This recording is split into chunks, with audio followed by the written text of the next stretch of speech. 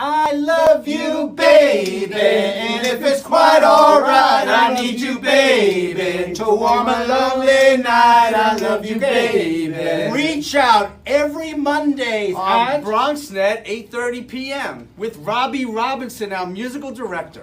Really? Yeah. No. Yes. Robby Robinson? Yeah. Frankie Valli's guy? Yeah. Not bad. Listen, check your local listings for the time. Thank you, Ralph. You're welcome.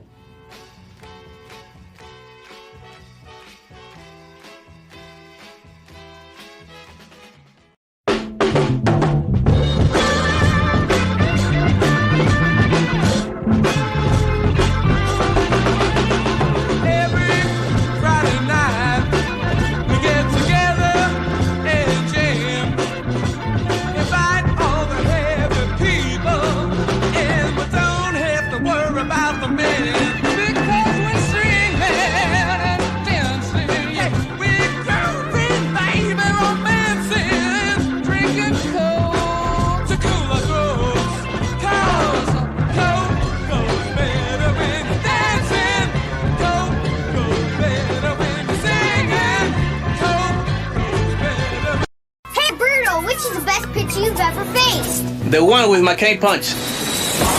Catch the taste of McCain Frozen Punch. In orange, berry, and fruit punch. McCain Punch is made with real fruit juices to deliver real fruit taste,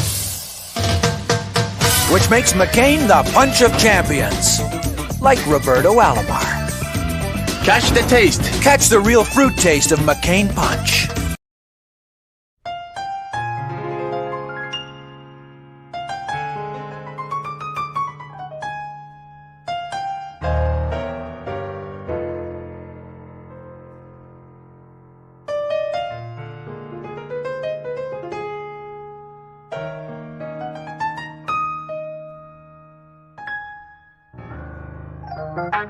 Reach out, oh, red and Steve. Reach out, with Ray and Steve.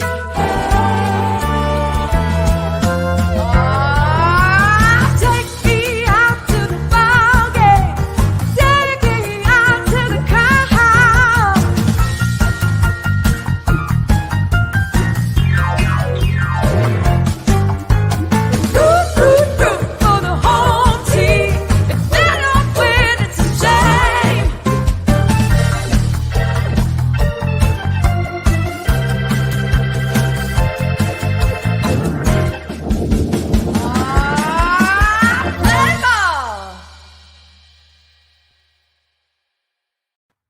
Hello, everybody, and a very pleasant good evening to you wherever you may be. Welcome to Reach Out with Ray and Steve, and this is the show where East meets West, where the Yankees meet the Dodgers, baseball meets music, and we all come together for community. And we've got a really cool show right now. And I don't know if we're going to reach it. Let's bring on Ray and Steve. Are you guys out there? So what's going on, Robert? Hey, Robby, how are you? So one of our teams is still in it, and one of our teams are not. I watched that Yankee game the other night, and that was such a sad thing because it was supposed to be the Yankees and the Dodgers this year, Ray. What happened? Well, bottom line is we got two experts that are going to talk about that. We got the great Robby Alomar on. Wow. Roberto Alomar, Hall of Famer. And then we have Bart Hernandez, who represents our closer, Chapman, our oldest Chapman. So you know what? I think these two guys are better qualified to talk about this than me today. Even though I know baseball just like you do, Robby. But you know what? One's a Hall of Famer, and the other one gets paid millions and millions of dollars to represent these guys. So I'm going to let them talk today. And don't forget, we have a guy who is a Hall of Famer in my book. Definitely. And his name is Mr. Mark Stein, Incredible. The lead singer from Vanilla Fudge. One of my all-time heroes is going to be on this show too. And he's got a new song and a new video that just came out yesterday. So this is going to be our big premiere tonight. Well, Robby, why I am excited about Mark being on the show today is because for me, today represents the birthday of John Lennon. Yeah. And Mark Stein was performing during that era, and he was competing with the Beatles from the standpoint of all of that scenarios. And, hey, so he can tell us a little bit about that too. And did he run into John Lennon? Maybe they did drugs together. I don't know. Hey, don't go there. Well, Hey, by the way, we're talking baseball a little bit. And right now, of course, there's a championship. The Red Sox are playing. Hey, look at that. That was Gabby did that, didn't she? Yes, Gabby did that. Great. That's you. Yeah, it's me. That kind of looks like me. They look a lot like you. Same But, teeth. The Red Sox are still playing, of course. And but you want to know about a rivalry? Forget this Red Sox-Yankee rivalry. That's kindergarten stuff compared to the Dodgers and Giants that's going on right now. And the Dodgers and Giants are the first time they've ever played in a postseason game together against each other. Look, well, yeah. Well, that's not exactly right. So, what can I say? We'll see what happens tonight. Well, we have a video explaining the rivalry. Let's check it out. Yeah, let's go. How do you like that video? Reyes fires, swing and a drive, deep left field. This is way back. Walk him off, Chris Taylor.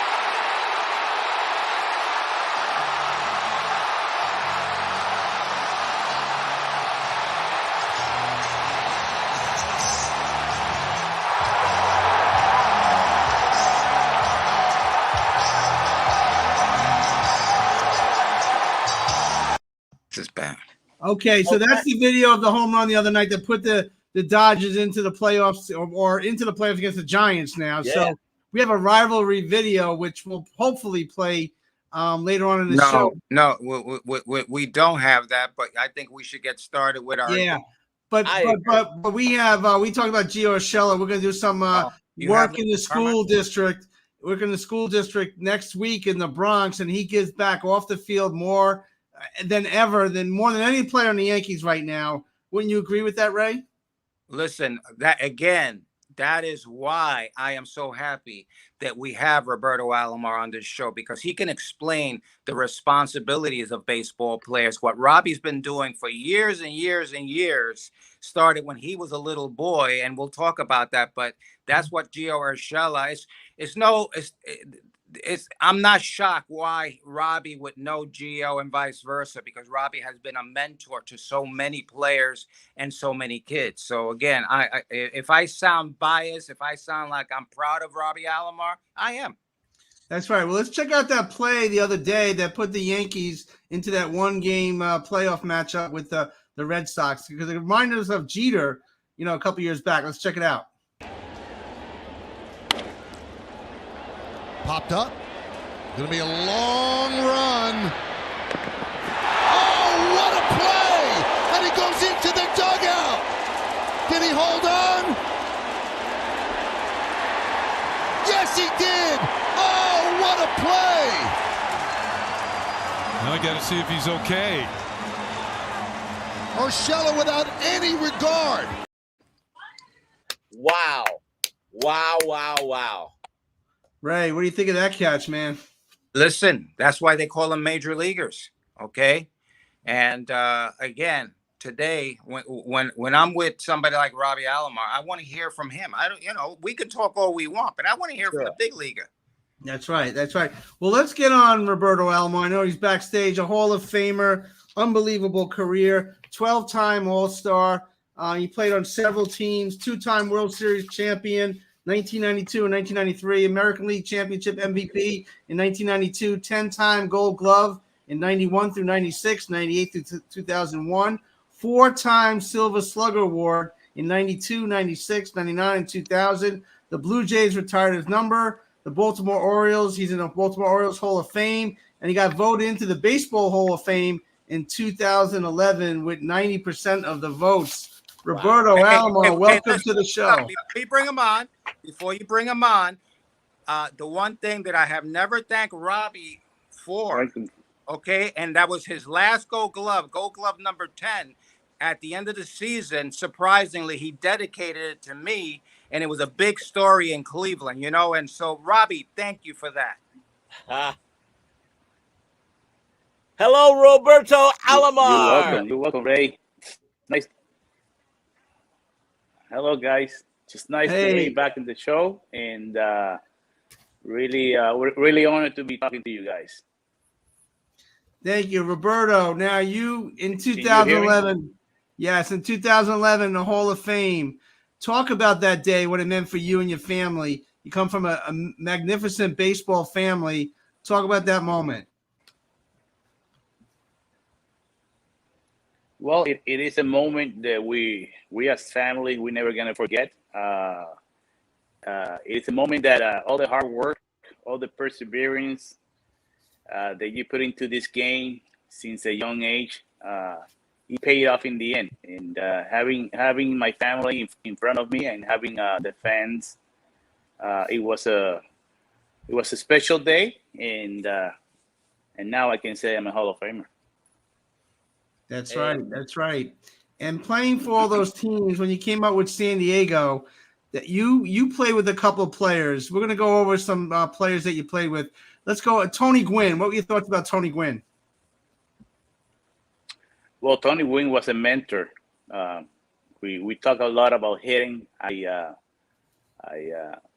all the advice that he gave me, I took a little piece of everybody's advice. Not only Tony, but many of them. I played with so many veterans, like Gary Templeton was there, the first baseman, Jack Clark, and many others. They always were there to help me. And what better mentor to have my dad as a coach? So I had some good people around me. So it was a special time. And recently we lost Tony Fernandez. Talk about Tony Fernandez. Yeah, Tony Fernandez was a big loss. Really young.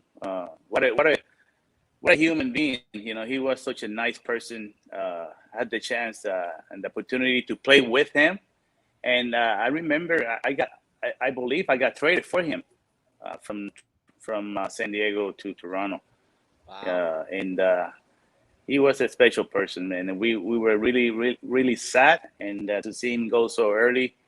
But it tells you how life is. Sometimes life is unpredictable. That's why we have to enjoy life day in, day out, because I'm talking to you guys today, but I don't know where I'm going to be tomorrow. Right, hey, man, right. Preach it, Roberto. I love it. Right. Two more players. Mike Piazza, when you play for the Mets, how was it playing for him? Another Hall of Famer. You know, Mike was really quiet, but he gave 100% on the field. I had the chance to play with another Hall of Famer. He was a great guy. He was great to me. He really welcomed me to the Mets organization, and it was an honor to play with Mike.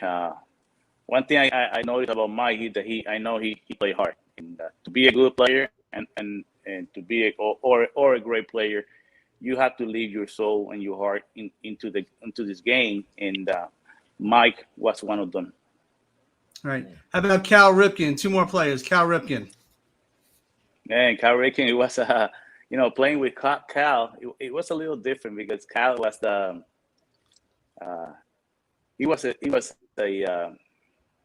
guy that always talked to you, and we talk about the game during the game.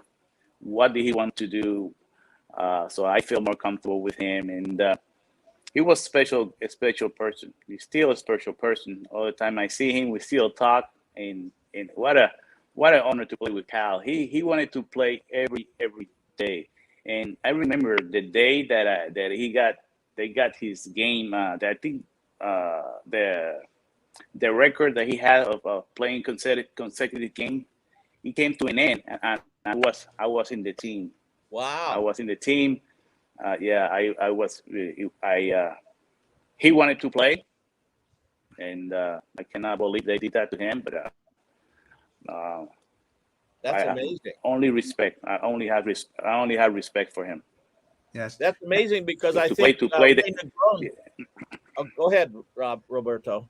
Yeah, Well, I to think play Ray that many Negron games was there. as a ball player is really tough. Yeah, yeah. I think Ray Negron was there when Lou Gehrig ended his streak. Weren't you, Ray? Yeah, I had just started, Robbie. Yeah, yeah. A little kid. I Little think kid. And another guy, Roberto, Omar Vizquel. Pascal. this guy, best hands that I've seen in shortstop. Wow. It was fun to play with him, and I play with a lot of great shortstop. Don't get me wrong; I have a lot of respect for all the shortstop that I play with. Gary Templeton. To mention a few, Gary Templeton. I play with Ray Ordonez. I play with Tony Fernandez, and many. Mike Bordick. Mike Bordick was one of the best defensive shortstop in the game, and nobody talks about him. But I had in Elmar, man. Elmar, it was spectacular. Ray got to see us play in Cleveland for 3 years, and those 3 years were amazing. We both won the Gold Glove on those 3 years, so it was what an honor to play with that guy. That guy always have fun. He loved the game of baseball. Yeah, He should be in the Hall of Fame. And he loved to play the game of baseball. He went out there and played the game, and I think he should be. He will be. Yeah. He will be. He will be. Yeah. Soon enough, he will be. Now, Ray, you were telling a story about how Roberto wanted to play for the Yankees, but you got to see him when he was a youngster, didn't you, Ray? Well, put up that picture of Robby, the one of him as a Yankee. Do you have that picture of him as a Yankee? Where is that? We're kind of slow here, Robby. Little boy. Yeah, but the bottom line is, I used to babysit. Oh, there. No, this is later on. Cool. This is Robby with Derek Jeter. Yeah. And Jeter. my dream was, when I was working for George Steinbrenner, we had just signed Dwight Gooden, and we went to Puerto Rico. And Gooden was playing with Robby, and George Steinbrenner had done that contract himself. So then he said, I said, George, Mr. Steinbrenner, I never called him George, Mr. Steinbrenner, boss, Robby Alomar. And he says, can we get him? And I said, I'll talk to him immediately. And me and Robby started that conversation in Puerto Rico. And the boss never told his GM that he was talking to Robby Alomar about becoming our second baseman. And in turn, Bob Watson ended up signing, what's his name? Mariano Duncan. You know what I'm saying? Who had a pretty good year, but you know what? You know what it would have meant? Look at that. Put up that picture again. Put up that picture of the shortstop. Can you imagine? Yeah. Look at that. You imagine having Alomar and Jeter together. Wow. That would have been a dream. That would have been my dream right there. Look at that. No question. Unbelievable. That is unbelievable. So, and I'm going to say this. Jeter would have been double the shortstop because he would have been working with his mentor, with the mentor in Robby Alomar. You know what I'm saying? Because nobody was more acrobatic at second base than the great Robby Alomar. Nobody. Nobody's ever played the game over there like him. And all the great scouts, including Tom Giordano, today's his birthday, and Giordano, and as a matter of fact, the great actors like Charlie Sheen and Chris Rock and all that, when they see Robby, they go, hey, the greatest second baseman of all time. Right. And I think that's unreal. I have a question for you, Roberto. So you are one of the greatest second basemen to ever play the game, if not the greatest second base. I agree. The greatest. Now, there are a couple great second basemen right now in baseball, one for the Yankees and one for the Dodgers. Of course, Gleyber Torres has made that move from shortstop to second, and so Trey Turner has made that move from shortstop to second. Can you tell us how complicated it is to move from one of those middle infield positions to the other? I don't think it is so difficult. I think it's if you can play shortstop, I believe that you can play all positions. I started in the minor league as a shortstop. I never played second. I never played second base in the minor leagues. I never played second base in little leagues. I always play shortstop. And when the opening came up in San Diego, it was as a second baseman. They asked me if I can play second base. So my dad was my coach. So I say, yes, let's go ahead and try it. So I work hard on second base, and the move was really simple. So I don't think it is to change position from shortstop to second base. It will become much easier. So, but to see all the great second basemen that play this game, what I'm saying in these years, the two best shortstops they are playing the two best shortstops in the big leagues. Are playing second base. It's Damian Samian from the Dodgers, from the Toronto Blue Jays, who is playing second base. Look at the year he has, and he is a shortstop.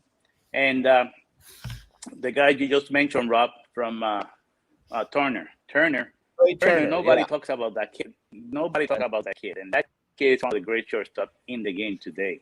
Wow. And I gave him I'm really glad that he acknowledged that he had to move to second base to play with the Dodgers. That's what a teammate will do. That's what good players would do. Yeah. And I want to see, I want to see Gleyber Torres stay in second base. I think, I talked to Ray many times about Gleyber. The year that he has his best year was playing second base. I think he takes a lot of his mindset. He will feel more positive, and I hope that the Yankee can leave him in second base because he can hit, over 30 home runs. He can drive in runs. He can hit for average. As a player, you want to make sure that they tell you, hey, where's your position is gonna be, and let him play. Well, in 1992, you had many, many hits over your career, big clutch hits. But here's one of them in the ALCS. Let's check it out. Inside pitches he doesn't even flinch on, and they're trying to trick it. And a drive hit to right field. Sierra going back, looking up, and this game is tied. Roberto Alomar, with his second home run in as many days, has tied. Bravo, bravo. Off another Hall of Famer. Yeah, those you know how the people say there's always one play that defines who you are in the big leagues. If I have to pick one, hey, that one is it. Really, it was a big hit. It was a big hit for us. We got the chance to give us the momentum as a team, and realize that the Blue Jays always had trouble against Oakland. A lot of the time in our brains, we thought that we cannot beat the Oakland A's, especially Dennis Eckersley, who was unhittable that year. So by us tying the game with that home run and came back and win it, we knew that we can beat that team. So all the momentum came to us. Wow. I'll point that out. Now I want to point something out. Do you remember this, Robby? I remember that. Yeah, we went to the minor league stadium. That Robby Alomar was working with my son. That Robby, his two of the most incredible Hall of Famers of all time, Mr. October and the great Robby Alomar. And the beauty of these two guys is that they took time to work with a little boy who happened to be my son. And one guy was talking about hitting, the other guy was talking about fielding. Even though knowing Reggie, he wanted to talk about fielding too. I remember that day, Ray, like it was today. And Reggie, when Reggie get that microphone, he don't let nobody talk. But you know what? I learned a lot from that day just by talking to Reggie. Reggie, a lot of people have to understand, man, that he was a great hitter. He was a great hitter. It was always nice to listen to different advice he was giving your son, Ray. And Reggie's a special. A lot of time you can learn a lot by just listening to other people who have played this game. Now, And Robby, if young guys can do that, in the end, they're gonna learn more about this game. Robby, why has it been so important for you to work so hard after baseball with all the youth, all the children, all around, not just in Puerto Rico, but all around the world, Robby? Please tell us a little bit about that. Because I was a kid at once. You remember, Ray, when I used to be a kid, I used to go to the Yankee Stadium, and I used to love the game. I love watching my dad play. I love watching all the players. And I heard so many advice from different players. I remember playing as a young kid on the field in the Yankee Stadium, in the Angels Stadium, in different stadiums that my dad used to take me. And why not? Why not go back and give the same advice they gave me to different kids? You know, a lot of kids out there need motivation. They're not always gonna do what you tell them to do, because that's the way this world is, and they don't have to. But at least if they can take one little word that I told him to change him as a person and as a player, then I'm doing my job. Right. And before we bring in a musical guest, your family, your father, your brother, great people. How important is your father and your brother throughout your baseball journey, but throughout your life journey? Well, my father and my brother, it means a lot to me. They're a really special person. Everything that I know about this game, I learned from my dad. My dad always been my advisor, good times and bad times. But number one, I have to say, is my mom. My mom is the one who's been there with us when my dad wasn't not in the game, not at home. When my dad was in the United States playing the game, my mom is the I would call the rock of the family. She's everything that I have done. I have to thank her, because without her, I would not be playing. Would not be in little league playing little leagues. She used to take me to every ballpark, and she had two kids to take. My brother to one ballpark, and myself to another ballpark. So she was there with us. Things that people don't know. She used to put 12 kids in his station wagon, drive us to the park, because at the time we didn't get no help, and we didn't have no buses to take us to different towns here in Puerto Rico. So my mom was an amazing woman, and she's still an amazing woman. Man, and there you as a Yankee. Is that you? Wow. That's me. That's me as a Yankee. Wow. I always tell Ray. I know Ray was mentioned the story with George. You know, I had the chance to meet George, and George. All the time you see George was really intimidated. You know, I was intimidated by George. My dad had the chance to play with him. I remember when I was a kid, around in the Yankee Stadium, the clubhouse, and all the ball play. What a great experience that I had. You know, talking, not only shaking hands, but talking to Billy Martin, Thurman Munson, Catfish Hunter, Mickey River, and you name it.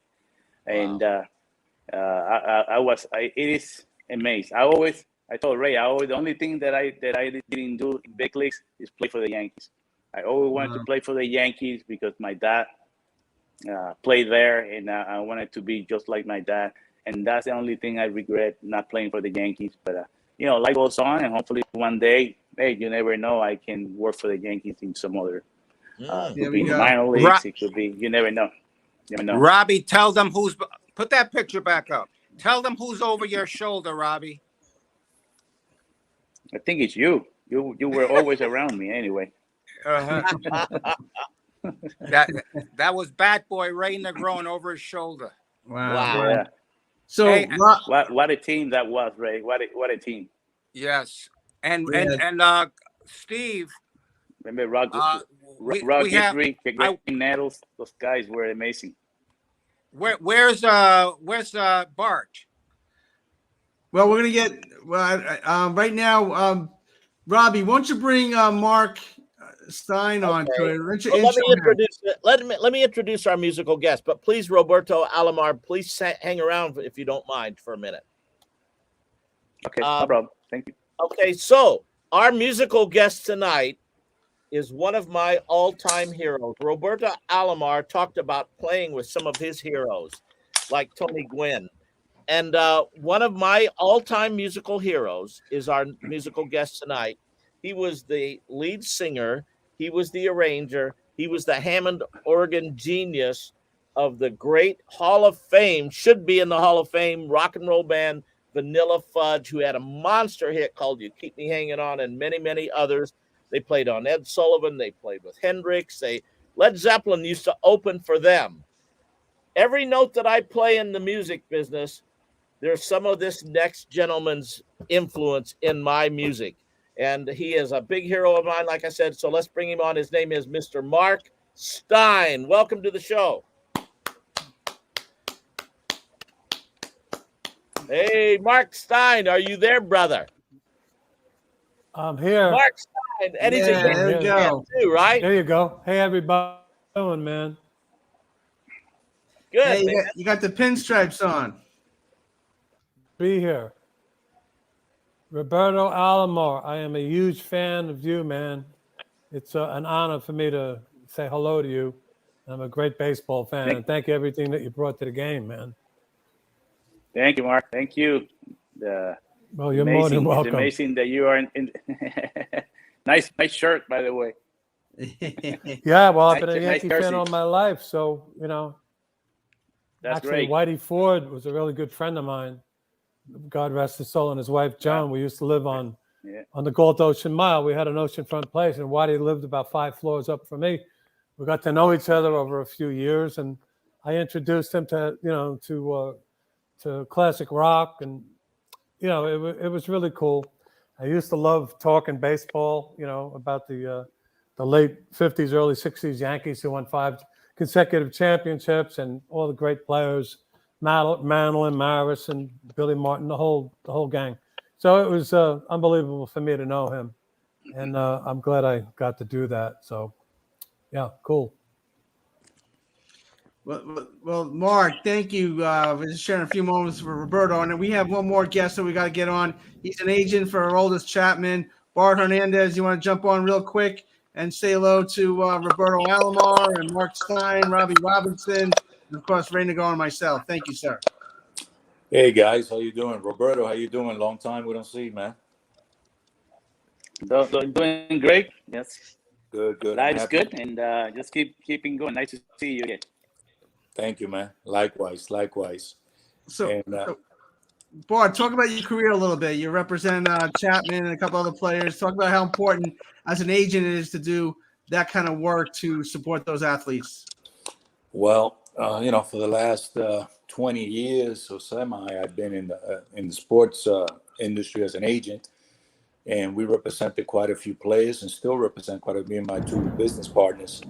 It is very important support group that you give some of these guys, in particular some of these players that come from Latin America. It's a whole different world here, as Roberto knows, coming here and different language, different customs. So we try to make it easier for them and basically help them out with as much as we can with everything. Wow.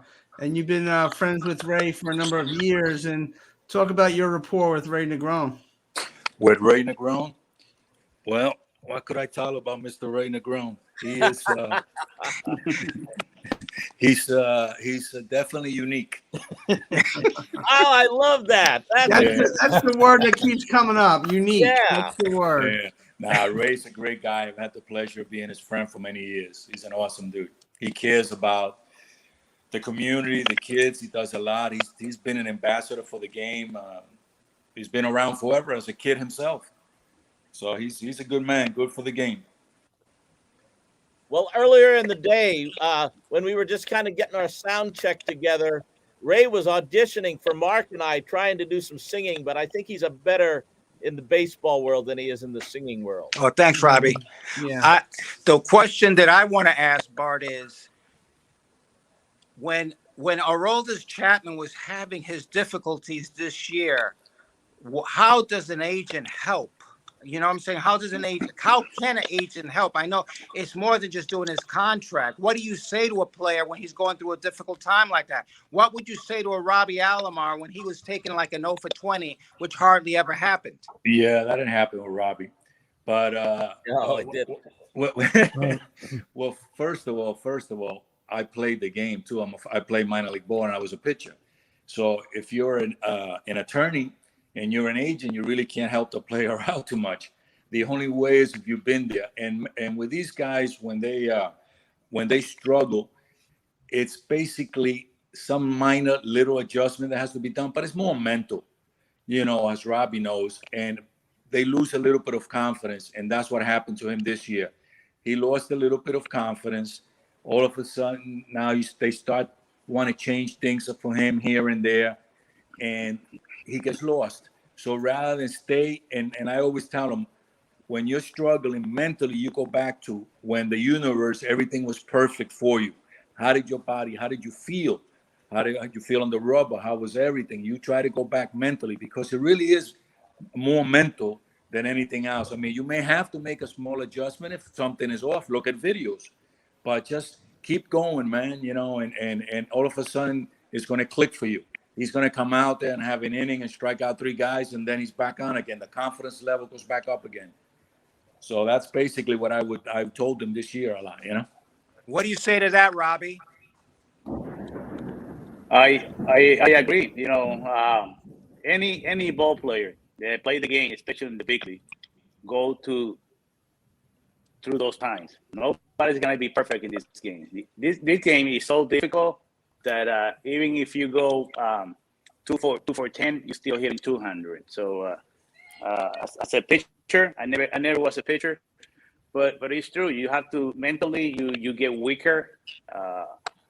You start thinking more every day. Even when you go home, you start thinking what I did wrong, and that's the mistake that we as players we always make. I think you have to relax your mind, have a great time at home, watch TV, try to relax your mind, and come back the next day and try to play the game. You have to understand that this game, short memory. You're going to go through. That's right.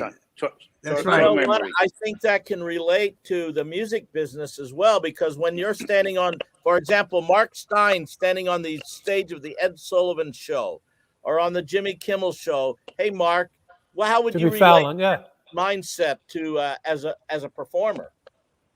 Well, confidence is everything, and Brad's right. It's easy to go off on another planet for a little while, and then you got to get your familiarity back together when you were doing well. But baseball's one of the only businesses I know where you can fail 70% of the time and still have a 300 average, right? Yeah. So that's right. But my question is, say Mark or Robbie, how important was your agent to you from the standpoint of not just the contract, but just baseball in general? Did you ever rely on your agent, or Mark, did you ever rely on your agent or your manager to get you to the next level? Well, for me, my agent was my friend. That's number one thing. My agent, I used to be Jaime Torres. He was a Latino agent, and he was my friend. So I used to talk to him many times. But I really, when I was more struggling, I used to call my dad. I think my dad was my mentor. He was the one who knew me since I was a baby. So if I needed to call somebody when I was struggling, you had to pick your persons. And I used to pick my dad, and my dad used to give me advice. We used to watch the videos, and we go from there. How about you, Mark? Well, in music, my managers, I count on them to coordinate, all the business and the public relations and social media and all of that, because an artist has to, you're better off. It's good to be plugged in and stay involved and be proactive. But when you're a creative person, it's best to stay with the performing and the arranging and songwriting and the music end of it. That's why we have management, so we can separate, so everybody can, reach the heights, the best way that way. So my dad too was like, he was incredible. When I was a little kid, he used to push me. When I was 11 years old, I actually had a record out. My father wanted me to be successful. And my mother used to be really crazy. She said, how do you get an 11-year-old kid? He's got to go to school. But he used to get me on these shows. I was on TV when I was 11 years old with Wayne Newton and Sam Cooke, believe it or not. Wow. So, you know, yeah, man, I've been doing this for like, I've been in the business for like 60 years, man, you know, so wow. I've That's played a with a lot of blessing. bands. I've toured with, yeah, That's a blessing. yeah, I mean, you know, Vanilla Fudge was really popular in the late 60s, and we toured with Jimi Hendrix, and at one time we had like 3 albums in the top 50 on Billboard, and we were like the #1 American band vocal group in 1968. And Led Zeppelin, when they came out, they actually opened for us the first 2 tours. So I witnessed the dawn of Led Zeppelin and how they evolved. And, you know, we were right there in the center of the pop music universe in those days. But So I it was, wouldn't say all that really, with a past, Mark. I would blessing. not say all that with a past tense Yeah. because, man, you just came out with a brand new record that is a killer record. This is going to be a major Thank you. hit, and we're going to get a chance to show it on this show. Can That's we show right. that right now, Steve? great. Yes, yes. I want to thank Roberto and Bart for joining us. God bless you guys. Thank you so very much for tuning in and supporting our show and sharing with our viewers a few moments. And let me You're just welcome. say, which is very important, total appreciation. Robby, you continue to help all these kids that you've been doing for so long. It's so important. People, they just forget about our kids. And then later on, when these kids grow up and not do the right thing, they wonder why. So I thank you so Yeah. much for everything that you've been doing, because you do it quietly. People don't realize what you do. Thank you, Robby. No, thank you. Amen. Thank you for this opportunity. Thank you for this opportunity. And one more thing, Ray, when you do something that you care about, you do something to help others, you don't have to mention it. That's something that it was taught me. They taught me in my household, and I'm gonna continue to do that, and into the day that I cannot do it no more. So thank you, guys. No, always God bless proud of you you, guys. Roberto. And Bart, thank you so much for all you do too, brother. You're quite welcome, man. Thank you Yeah. for having me on, guys. Thank you. Be So well. let's Hey, Steve, let me just say that Bart Hernandez every year does a Christmas extravaganza there in Miami, and it's just unbelievable what he has been doing with the children there at the hospitals. Yeah, we're gonna Thank have you, to. Bart. Yes, thank you, Bart. Thank you, Roberto, for everything you do. But now it's all about the music, right, Robby? Yeah, and this song is this is a smash hit record. We are hearing a big, big record before it comes, when it just first comes out of the chute. So we're really privileged today. Yeah, this is a great I song appreciate you playing it. Just premiered yesterday, my video. And yeah. So segue a little bit, Mark. What are we about to see right now?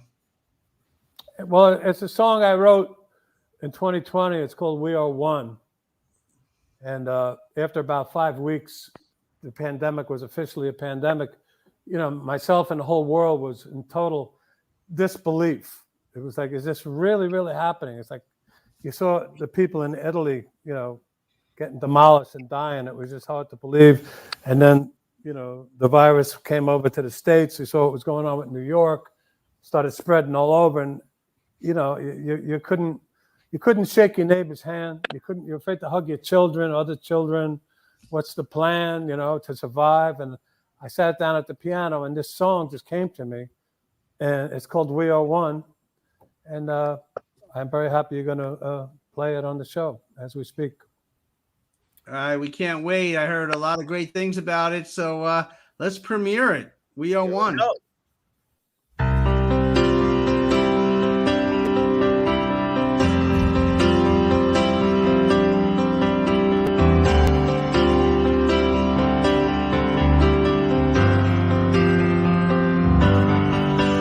Here we are,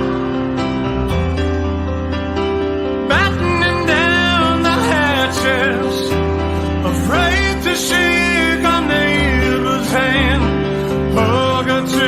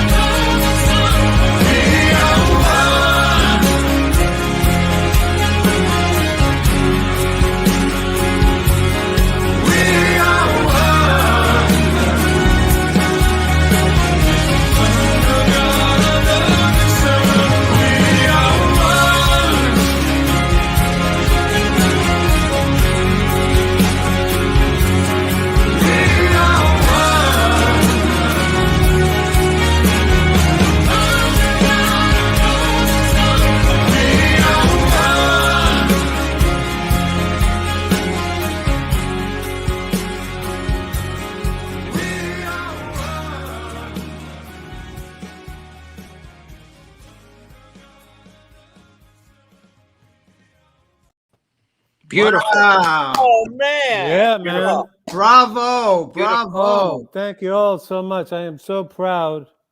I am so excited. You know, all the enthusiasm behind this song and video that just premiered yesterday. So, yeah, that's how I felt about the world at that time. And it's amazing through the pandemic what I went through to try and get production done. But I didn't give up, and I kept going to different studios, sending files, and I got some great help from my co-producer, Stephen Diacutis in New Jersey. There's only 2 people on that track, you know. I mean, I started it out, with Alan Hewitt. I went to his house from the Moody Blues, and I laid down the piano. I laid down the piano and a click track, and we were gonna, move on. And then he suddenly got super busy.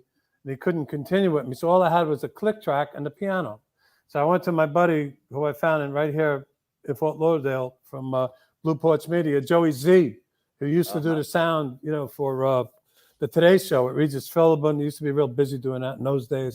And now he's got a studio in his home. He said, well, send the files over. And so I went over and I did all the vocals in his house, okay? The lead vocals and all the backing vocals I did myself. And then I put down the strings on the synthesizer, and I came up with this. It sounds so real, I'm really proud of the string arrangement. So that's what I had, and I sent it to Stevie D in New Jersey. And what he did was play guitar, he played bass, and he did the drum program on it. And we went together, we mixed it, and this is the result of just 2 people, So it's pretty cool. It's a monster record. It's a very profound and powerful song that is so Thank you. Today, and it's got a great message. I think this could go to number 1, man. No doubt. I'm just happy and excited and proud that I finally got a team of people at Deco Entertainment. It's really behind it. They're doing a lot of promo, and I got a lot of PR going out. So over the next couple of months, we're going to be really pushing this thing. And my album called "There's a Light" will be out at the end of November. Wow. So if people want to download this, if they want to go listen to it, do they go to markstein.com? What's the best avenue?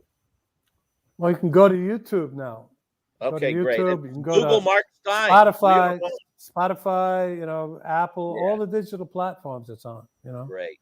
All of them. And you mentioned, this shows like a history lesson. When you look back at that video, the videography in that is so poignant with your voice and the track. It's amazing. That's going to stand the test of time, because we're all going to look back on this time. I know you captured the essence of what we're all going through. Bravo, my friend. Oh, God bless you. Thank you so much, man. It means a lot. And you know it really what? does. One amazing thing. You Keep Me Hanging On. You did that in 1967. Is that correct? It's incredible. We're talking 54, 55 years ago. How is that possible? And here you are, and you sound better on that record we just heard, even than you did 50 some years ago. Crazy.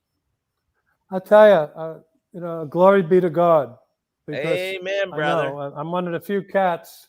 I'm one of the few cats from that era that I've been blessed I could still sing the songs in the original keys, and I still have the energy. I love music. I love to perform. The body's getting a little ragged. I'm 74 years old now, and you look great. We're still rocking. Great. And I just hope, So we're doing shows at the end. The Fudge is doing shows. Yeah. Talk about Vanilla Fudge, your bandmates, Vince Martell. Real brief. Talk about him. Well, Vince Martell is one of the great, guitar heroes from the '60s. He obviously, and he's going to be joining us. He was actually just on Huckabee recently in the last few months, and he's a very spiritual man, and he's a very unique, song stylist, and he's got a really cool voice. His blend is perfect with the Vanilla Fudge harmonies. We've been friends. I've known him since he was in his early 20s, so it's been a pretty amazing ride. Right. Yeah. And talk about your drummer from the beginning, Carmine, a piece. Well, Carmine, the late Tim Bogut and myself wanted to do something really special when we were kids. We wanted to do something that ended up being symphonic rock, taking other people's songs and totally reimagining them, breaking them down, and making them epic. With something that we did. But we needed a drummer at the time that was capable of doing what we wanted to do drum-wise.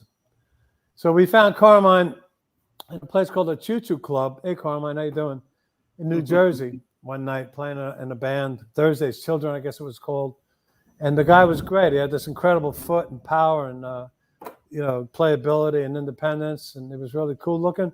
So I went back and I said, dude, I want you to come outside. It was the dead of winter. And he said, we want you to join our band. This is what we want to do vocally and instrumentally. And I said, yeah, it sounds great. I'm in. So we started rehearsing like a week later. And, it was me and Tim Bogert, Vinnie Martell, and Carmine and Appice at the time. He changed the pronunciation to a piece in later years.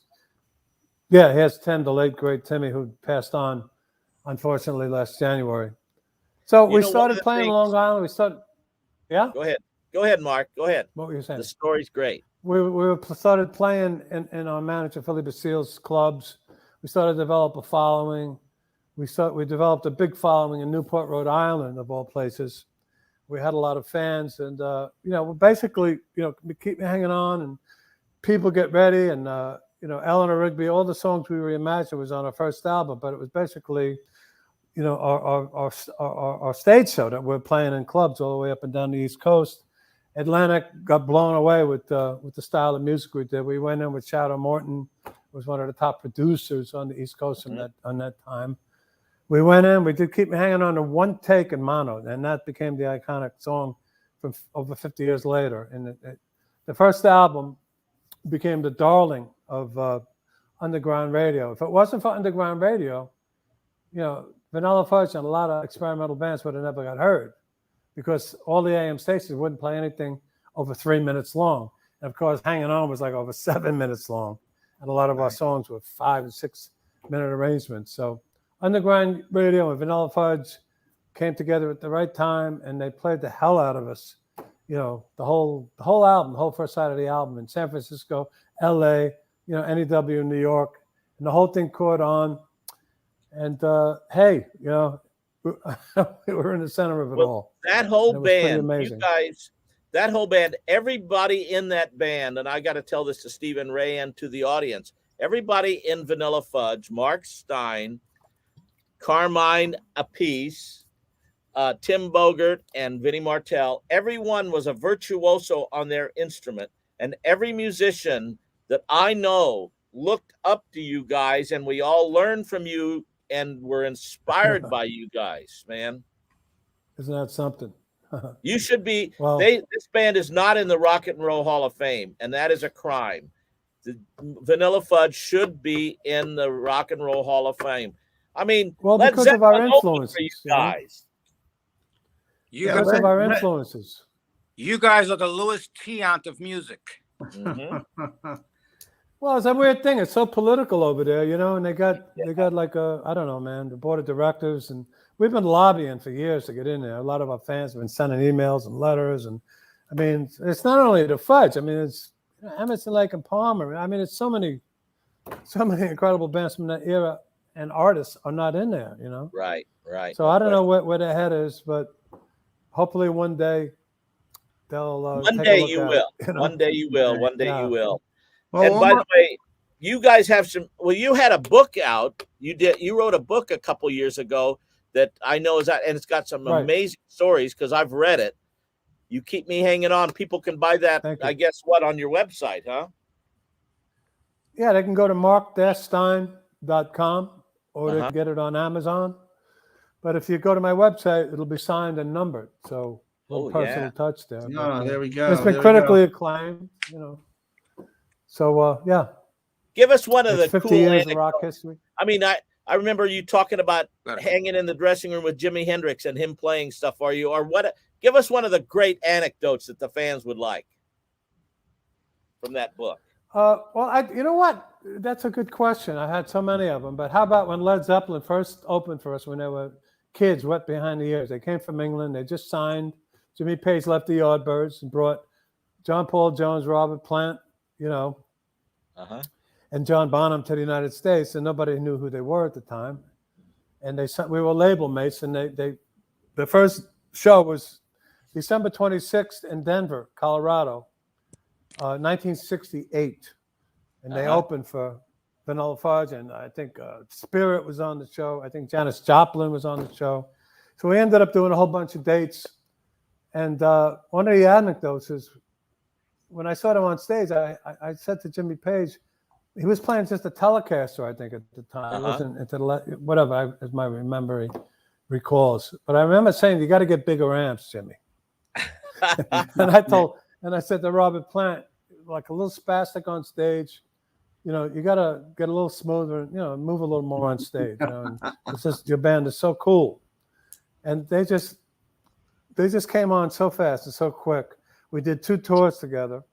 And I remember their wives and girlfriends on the second tour, you know, sitting in the dressing room. I said, you know, your Zeppelin guys are going to be bigger than the Cream.